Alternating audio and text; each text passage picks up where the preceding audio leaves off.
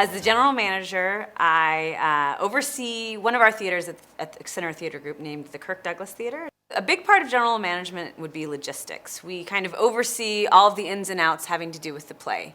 The marketing of a play, how we sell the play, how they message the play, the artwork that they're going to develop to sell the play. Another aspect would be, I pay a lot of bills.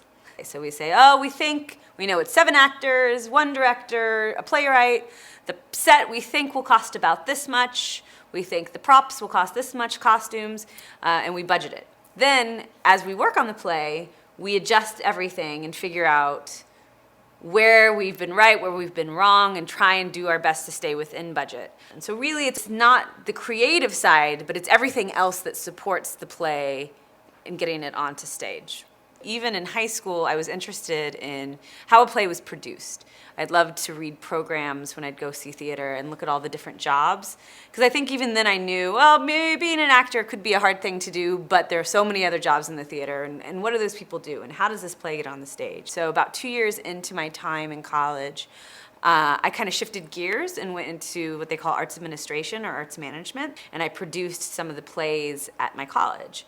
And one thing I realized that arts management would be good for me is that I came from a creative background. However, I realized I was a very logical thinker, straightforward thinker. What I realized in my world was what I needed was some stability. I wanted a job, a place to go to, something I knew, I knew what was coming. I knew, that I had a paycheck coming. A lot of artists and a lot of people who work in theater are freelance, which means they kind of go project to project. And for me, having a stable job seemed to be very important.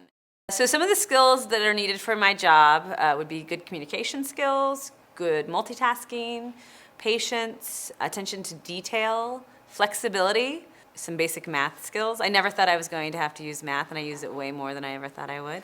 Knowledge of the theater industry, knowledge of the people working in the theater industry, knowledge of LA as a whole, because a lot of times I'm a host to people who are coming in from out of town. Working in nonprofit theater, some days you want to rip your hair out, and other days you're reminded why you're doing it and what makes it so special. And I really, from the time I was a little kid, I wanted to work in the theater, and so I feel very fortunate to be able to do that. It's fun when you sit in a dark theater and see the work out there, especially if it's a new play and a play that really has an impact.